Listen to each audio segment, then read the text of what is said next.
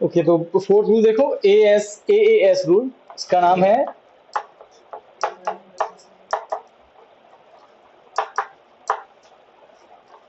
Angle angle side rule. ठीक है, ये रूल क्या बोलता है देखो। तो आपको दो ट्रायंगल दिए गए हैं, पी क्यू आर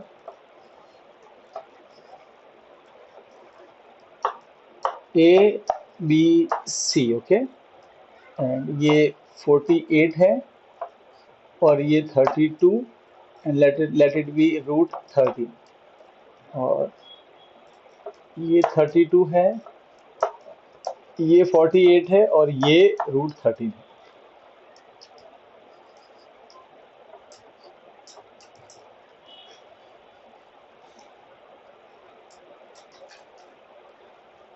देखो अभी, तो ए एस रूल का मतलब है दो एंगल और एक साइड, पर जो साइड है वो दो एंगल के बीच में नहीं आनी चाहिए।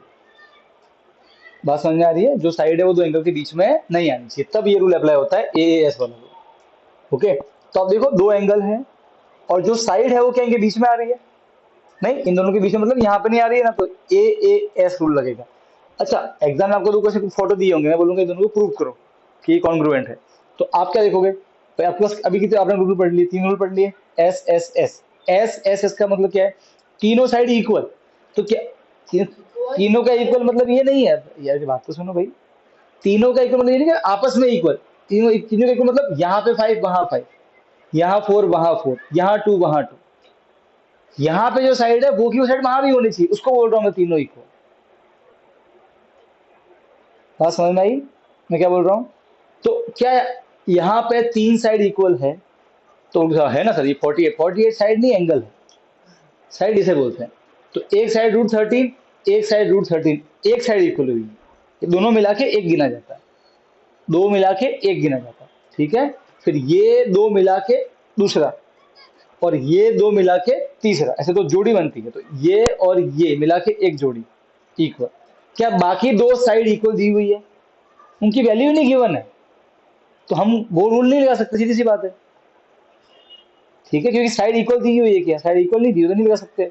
फिर कौन सा बचा, एस ए एस, सेकंड पढ़ा था, उसमें भी एस ए एस में दो साइड होनी चाहिए, एस दो एस, एक ही तो एस इक्वल गिवन है हमको। सही है, एक ही साइड इक्वल गिवन है, अगेन दूसरा साइड इक्वल गिवन नहीं है तो वो भी लगा नहीं सकते। फिर तीसरा कौन सा बचा, ए, कौन सा रूल? उसमें एक साइड और दो एंगल, तो यहाँ भी है एक साइड और दो एंगल इक्वल है, एक साइड इक्वल है, पर इसमें क्या होता है, दो एंगल के बीच में आनी चाहिए साइड। क्या दो एंगल के बीच में लिखा हुआ रूट 13? नहीं, तो ये एप्लीकेबल नहीं, समझे? फिर आप देखोगे ए एस रूल, क्या वो लग रहा है? तो हाँ, दो एंगल इक्वल है, देखो ये और ये मिला के एक एंगल, ये और ये मिला के दो एंगल इक्वल भी होने चाहिए। ऐसे नहीं बोलना है कि सर इसमें ये और ये एक साइड, ये और ये दो साइड, ये और ये तीन side, S S S congruent, S S S congruent, ऐसा नहीं होगा। ठीक है, आप खुद सोचो, ये तो फिर दुनिया के सारे ट्रायंगल कॉन्ग्रुएंट हो जाएंगे। तीन साइड तो हर ट्रायंगल में होती है, वो वो तीन साइड सामने वाले ट्रायंगल के तीन साइड से इक्वल भी होनी चाहिए। दो ट्रायंगल है, दोनों में तीन साइड है, सही है, पर वो इक्वल भी होनी चाहिए। इसमें पांच, इसमें भी पांच, इसमें चार, इसमें भी चार, इसमें तीन, इसमें भी तीन। ठीक है, वैसे ही एंगल, तीन एंगल सब में होते हैं, तो वो एंगल इक्वल भी होने चाहिए। ठीक है, तो ये ध्यान रखना, बच्चे से करते हैं बहुत बार, और इस बार भी किया, जैसे कि वो लाइन वाला था। अब गुस्सा कितना है सोचो, इसको लाइन प्रूव करो, वो एक्स वाई वाला था, इतनी बार उसको रगड़ा होगा, फिर भी यहाँ ट्यूशन किया अपने तीन चार बच्चों का लिखा, पता है, वही लीनियर पेयर।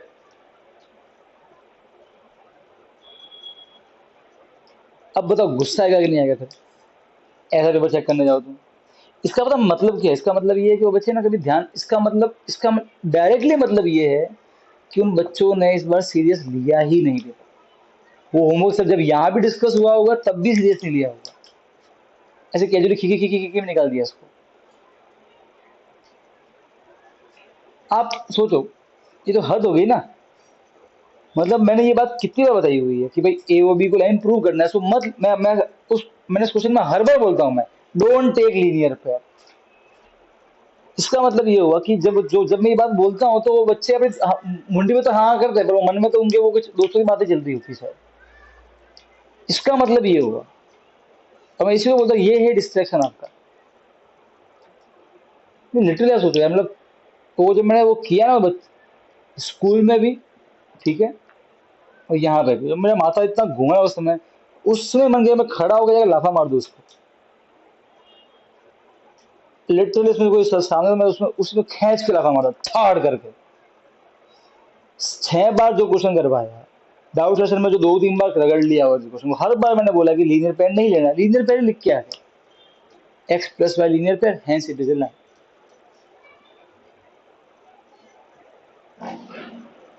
इसलिए मैं, अच्छा अभी मैं बोला ना कि यहाँ पे मत लेना, ऐसे ऐसे देखना, आप लिख के ले लो। आप में से कोई बच्चा को ना इस बार ऐसे ऐसे लगा के आएंगे इसी में ही। 2 साइड, 3 साइड, 3 साइड ऐसे ऐसे आप लिख के ले लो, गारंटी दे रहा हूं मैं साइन कर दो स्टैम्प पेपर में। क्योंकि मैंने पहली बार बोला था मैं ये करोगे आप, देखो किया। 4 बच्चों ने, 3 से 4 बच्चों ने ये गलती की है, इस यहाँ यहीं जो बैठे उनमें से। मैं मना करने के बावजूद भी, मैं इसलिए बोलता हूँ हर बार। आपको लगे सर बहुत सिली बात, आप क्यों बोलते बार बार कि 3 साइड? क्यों ये करते हो तुम पेपर में करते हो ये हरकत है, इसलिए मुझे बार बार रिपीट करना पड़ता है कि ये ना करो। And it literally feel very weird. तो देखो अगेन, 2 एंगल इक्वल है और ये साइड भी इक्वल, और ये साइड बीच में भी नहीं आ रही है, तो ए एस लग गया। अब ए एस तब नहीं लगता है अगर ऐसा दिया होता हमको 48, 32 और √13, मान लो कि ऐसा दिया है, तो ऐसा नहीं बोला सर 2 एंगल, ये 2 एंगल इक्वल और ये एक side equal, A A S नहीं लगेगा। क्यों? क्योंकि यहाँ पे जो √13 है वो 32 के अपोजिट है, 32 के सामने आता है। पर यहाँ पे जो √13 है वो 48 के सामने आता है। कहा है सेम है वही? क्या मतलब है कॉन्ग्रुएंट का? कि दो ट्रायंगल डिट्टो सेम। अरे ये मतलब है कॉन्ग्रुएंट का, दो ट्रायंगल एकदम सेम। तो ये दो ट्रायंगल एकदम सेम कैसे हुए? नहीं हुए ना। ठीक है, ओके। अब आप इसको ऐसे समझ लो सर, यहाँ पे जो √13 है वो 48 वाले से चिपका हुआ है, पर यहाँ पे जो √13 है वो 32 से चिपका हुआ है। देखो, तो ये कहाँ सेम हुए? तो ये ए एस नहीं है। ठीक है, तो आपको ये भी ध्यान रखना है ये रूल लगाते समय। तो अब तो ये इसमें तो ये रूल लग रहा है, तो कैसे लिखोगे? पहले पहले एंगल, ठीक है। अब देखो एग्जाम में आप ट्रायंगल बना के पहले से ये डिसाइड कर लो कौन सा रूल लगने वाला है। आपने डिसाइड कर लिया कौन सा लगेगा, फिर आप जो लिखोगे मैं वो बता रहा हूँ। सर कैसे डिसाइड करेंगे? तो देख के डिसाइड करोगे, देख के लग रहा है ना ए एस लग रहा है, आपको लग गया माइंड में, हो गया डिसाइड। फिर आप लिखोगे इन ट्रायंगल, इन दोनों का नाम लिखोगे। स्टार्टिंग वाले नाम टाइम पास वाले होते हैं, ठीक है। तो ऐसे लिख दो क्यू पी आर और ट्रायंगल बी सी ए, ये नाम ऐसे लिखो स्टार्टिंग वाले। फिर आपने आप कौन सा लगाना वाला इस पर रूल? A A S. तो पहले आप 2 एंगल ए ए, पहले 2 एंगल लिखोगे फिर साइड लिखोगे, ठीक है। तो पहला एंगल कौन सा है? Angle Q. तो यहाँ वहां पे कौन 48 है? एंगल ए पे बन रहा है ना, कितना है? 48। फिर कौन सा एंगल है? एंगल आर, क्योंकि ए ए एस होता है इसलिए दूसरा एंगल लिखोगे ए आर। तो वहां पे कौन है? 32 बी, तो लिखोगे angle B is equal to 32। बात समझ में आई? लिख दिया। अब एस साइड, कौन है साइड? Q P. तो वहां पे कौन है? ए सी, √30। कितना है? √30। इन सब का कारण क्या है? इक्वल क्यों है? दिया हुआ है, आपको क्वेश्चन में दिया गया हुआ सब चीजें। ये बात समझ में आ रही है? तो दिया ही तो है क्वेश्चन में, 48 48 है, गिवन है ये। तो लिखने का गिवन, ये एंगल है, ये भी गिवन है, दिया हुआ है हमको क्योंकि एंगल है, और ये भी दिया हुआ है क्योंकि एंगल है। अच्छा, आज अपने वो लेक्चर नहीं करेंगे एसएस का, ठीक है, बाद में करेंगे, ऐसे मैथ्स पढ़ेंगे। सो रिवर्स साइड आएगी। हाँ, टाइम क्या हुआ देखना, कोई घड़ी बन के आए। इसमें भी दिखाएगा नहीं, वो लेक्चर रिकॉर्ड हो रहा है ना। 1 मिनट रुको। 7:08, ठीक। अपन लेक्चर कब रखा था? 7 से 6:30 मतलब। 6.5 ना, 6 बना, 6.5, 6.5, ठीक। अच्छा, आप में से किसको जल्दी जाना था? आपकी कितनी बजे आरती होती है? 9 बजे होती है, ठीक। 6:30। और 8:30 तक मैच चलेगा। 8:30 तक नहीं, 7:30 तक लिखेंगे ये, 7:30 फिर यू लिख दी होमवर्क, ओके। 7:45 पे चलेगा? चलेगा ना? घर से आ जाएंगे लेने? मम्मी तो बोल रही थी मैं 7:30 आ जाऊँ। अच्छा, ऐसा बोला था, ठीक। तो फोन लेके आइए, ऐसा है, इस तरह थोड़ी तो होने वाला है।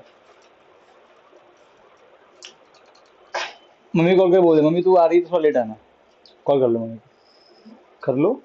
अच्छा, अगर देखो सुनो, अगर ज़्यादा लेट हो रहा है, ठीक है, मान लो मुझे बाद में मैं नहीं आ पाऊंगी, तो देखो आफ्टर दिस लेक्चर मेरा कोई लेक्चर नहीं है, मैं उधर से जाता हूँ कानम के सामने से, तो I can also drop you if you comfortable, है ना, अक्षरा भी आती रहती है, है ना, तो आप मम्मी को ये ऑप्शन दे सकते हो, आपकी इच्छा बैठने की है तो, हाँ।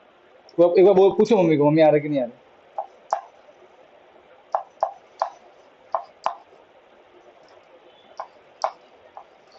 तब मैं बोल रही थी कि तू आ रही है। ओके,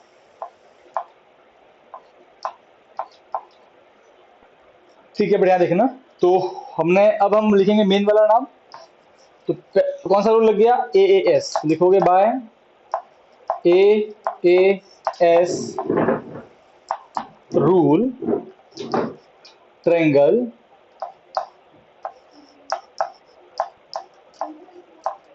PQR, आप लिखोगे ट्रायंगल PQR किसके कॉन्ग्रुएंट है उसके। अब देखो, जो पहला नाम है वो तो ऐसे टाइम पास होता है, और जो दूसरा नाम होता है वो आपको ध्यान से लिखना है, ठीक है। तो मैंने ट्रायंगल PQR लिख दिया। तो अब यहाँ पे अगर P है तो वहां पे कौन होगा? सी। क्योंकि भाई P पे कुछ नहीं बन रहा है। मम्मी पूछती कि पापा लगाने कितने बजे लगाने। बोल दे कि 7:45 तक, है ना। तो P पे कुछ नहीं बन रहा है, तो C पे कुछ नहीं बन रहा है, ठीक है, तो C। अब Q की बात है, Q कितना है? 48, वहां कौन है? 48 A, ठीक है, दो मिल गए, तीसरा फिर जो बचा हुआ कौन है? B। तो PQR is congruent to triangle CAB cap, ठीक है। तो ये तो ऑलरेडी हमने बार बार किया ही है, ठीक है। ये फटाफट लिख दो, इसके बाद में लास्ट रूल पढ़ेंगे RHS, और फिर हम जाएंगे एक्सरसाइज पे। Rudra sir,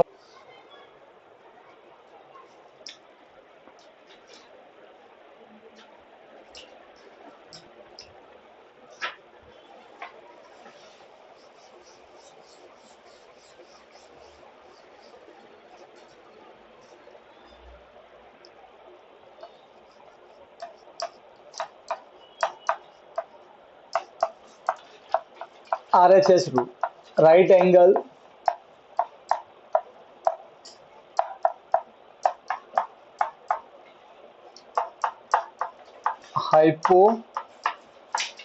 hypotenuse and side,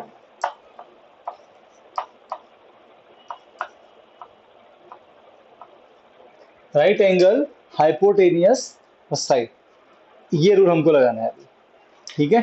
तो ये रूल कैसे लगेगा वो ध्यान से देखना। RHS रूल लगा रहे हैं, तो देखो किस तरीके से करोगे ये। तो देखो, सबसे पहले तो ये वाला जो रूल है ये सिर्फ और सिर्फ राइट एंगल ट्रायंगल के लिए लगता है। तो क्या होता है राइट एंगल ट्रायंगल? जो 90 जो 90 डिग्री हो वो तो राइट एंगल होता है, मैं तो राइट एंगल ट्रायंगल पूछ रहा हूँ। जो 90 डिग्री हो वो तो राइट एंगल होता है, राइट एंगल ट्रायंगल क्या होता है?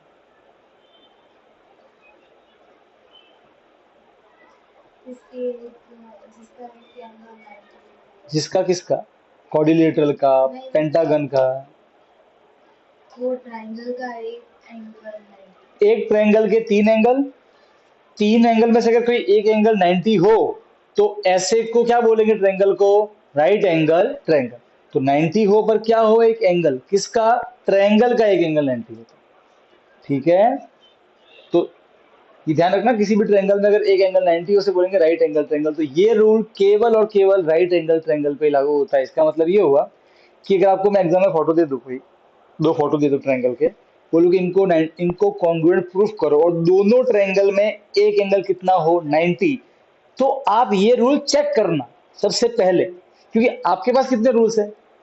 5, ये 5 बार। ठीक है, आपको देखो इसलिए मान लो कि एक ताला की चाबी है, आपको मान लो कि 5 चाबियां एक लगने वाली है, आपको नहीं मालूम कौन सी लगेगी, तो आप चेक करोगे ना।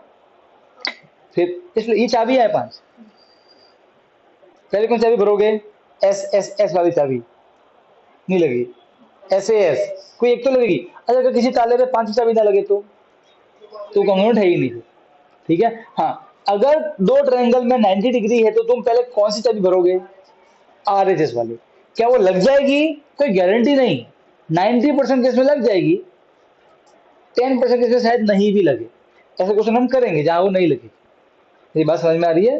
तो ऐसे क्वेश्चन हम करने वाले, डोंट वरी अबाउट दैट। ठीक है, तो पहले एक बार चेक करना आरएचएस, लग जाए तो ठीक है, नहीं लगे तो फिर 4 तो है ही बचे हुए। ठीक है, अच्छा जो 4 रूल इससे पहले पढ़े हैं वो तो हर एक पे लागू होते हैं, भले ही ट्रायंगल राइट एंगल ट्रायंगल हो या ना हो। या शिका कहाँ दिख रही है? कोई है इधर? कोई है इधर? भूत है एनाबेला आ रही है छेद में से? नहीं, हाँ, पता नहीं, होगा शायद। ये रहा, यहाँ देखना।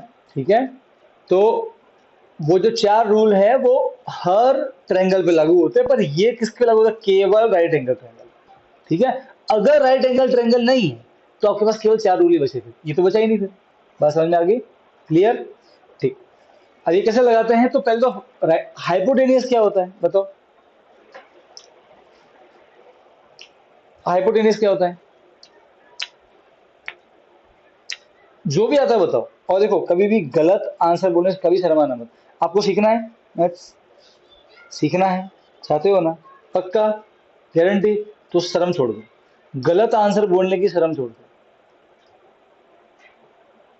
आपको याद है क्या था हाइपोटेन्यूज?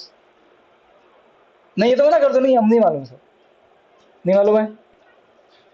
अरे नहीं मालूम है, नहीं, ठीक है चलो। तो रुद्रा बताइए, रुद्रा बता।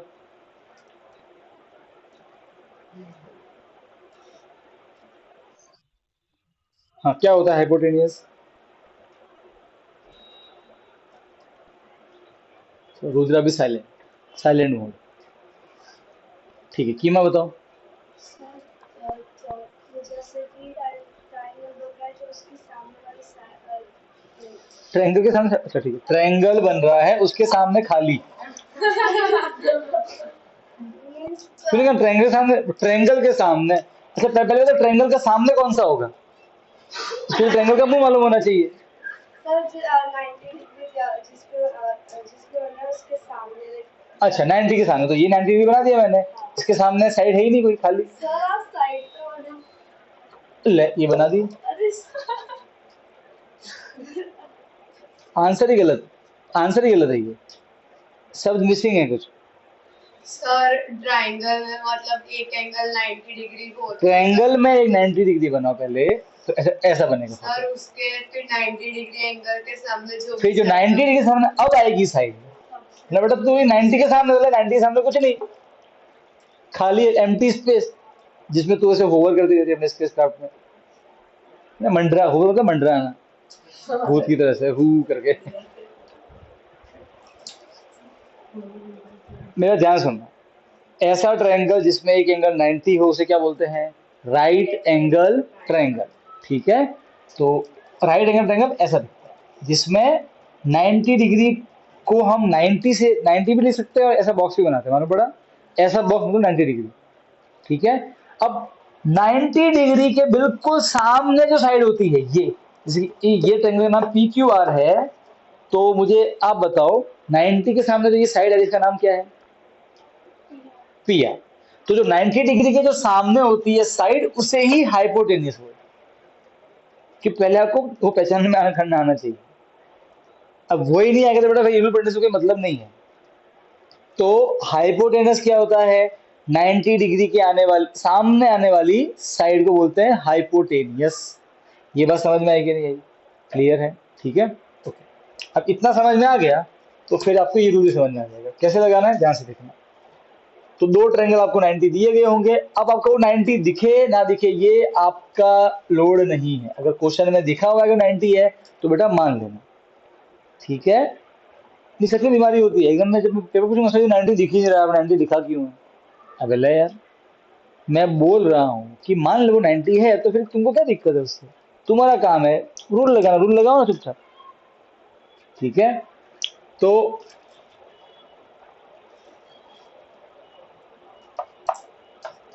TRS triangle, okay, and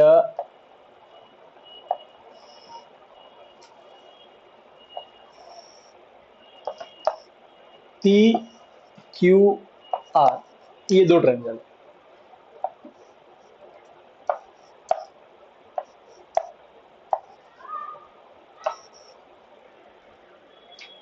okay. हमको लगाना है आर। पहले ये ट्रायंगल में क्या दोनों ट्रायंगल में 90 डिग्री है? तो RHS लग सकता है, गारंटी नहीं। चेक करते हैं, चेक कैसे करते हैं सर? देखो मेंटली करोगे सर, देखो 90 90 आर राइट एंगल, सेकंड क्या आता है? हाइपोटेनियस। तो यहां पे 90 के सामने कौन है? 7। तो क्या यहां भी 90 के सामने 7 है? तो एच इक्वल भी होना चाहिए। ऐसे नहीं बोलना है कि एक ये छुटकू वाला 90 और एक ये बड़ा वाला 90, ऐसे। सर आर आर 90 के सामने एच एच और ये side side RHS congruent, hypotenuse equal भी होना चाहिए।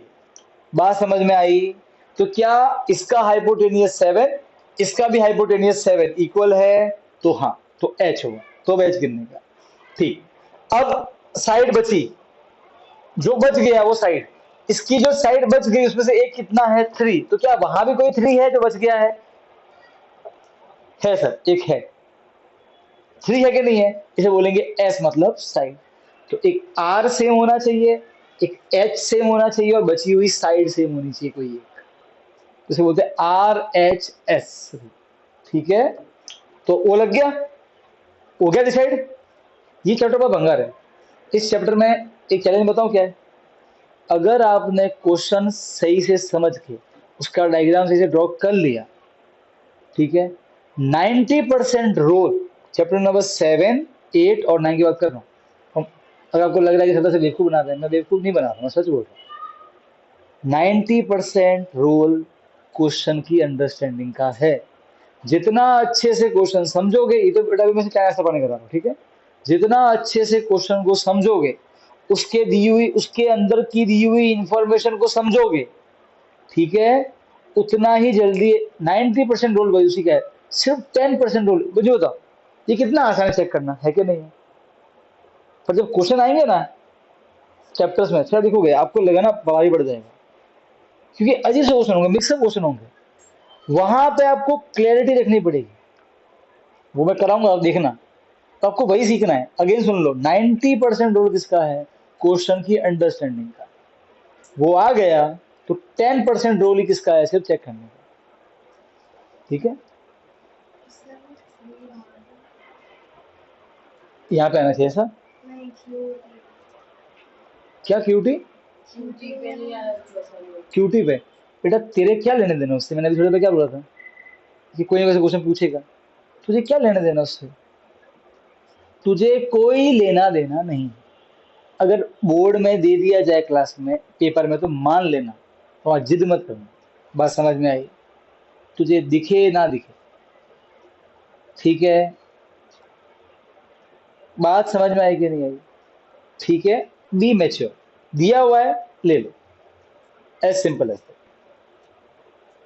और मत बोल देना कि सर सर ये तो ये लंबा दिखा है। तुझे कोई लंबा छोटा होता नहीं है। मैंने अगर बात 3 लिखा है, मैंने 60 को भी 90 लिख दिया अगर पेपर में, तो 90 मांग के सॉल्व करना उसको।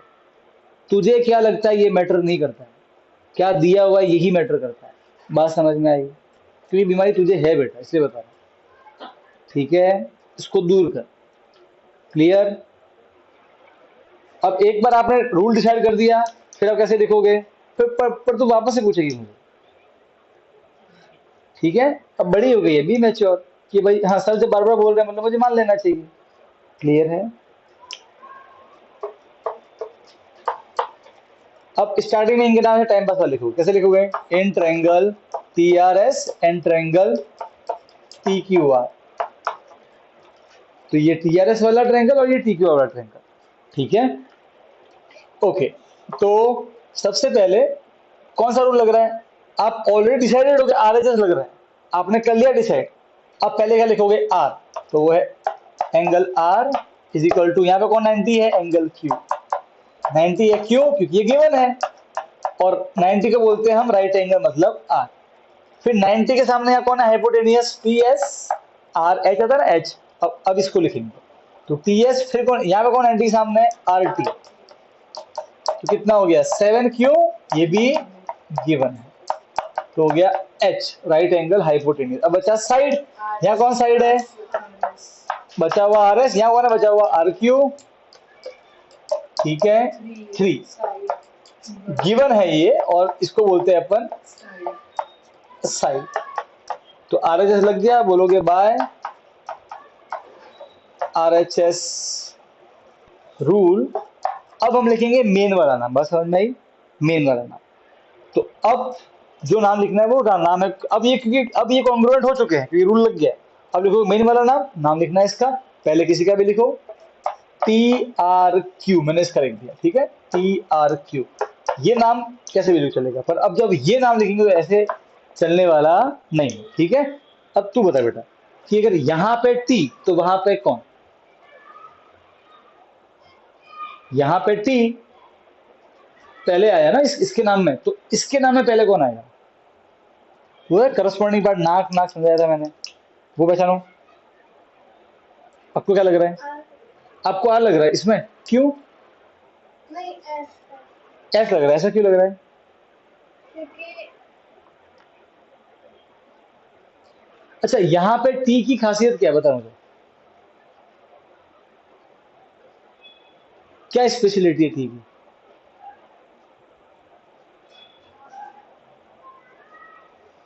जो तुझे दिख रहा है वो बता मुझे, क्या खासियत है T की?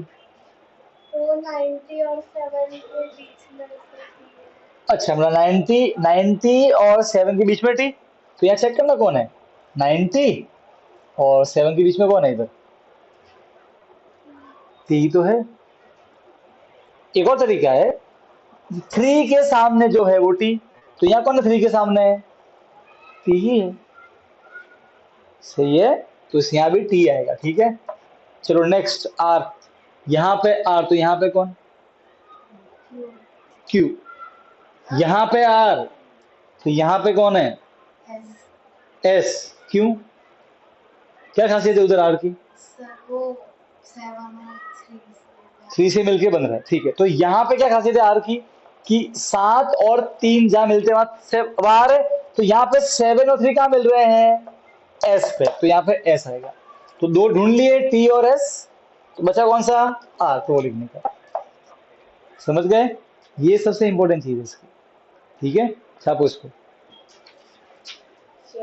रुद्र बेटा, क्लियर है?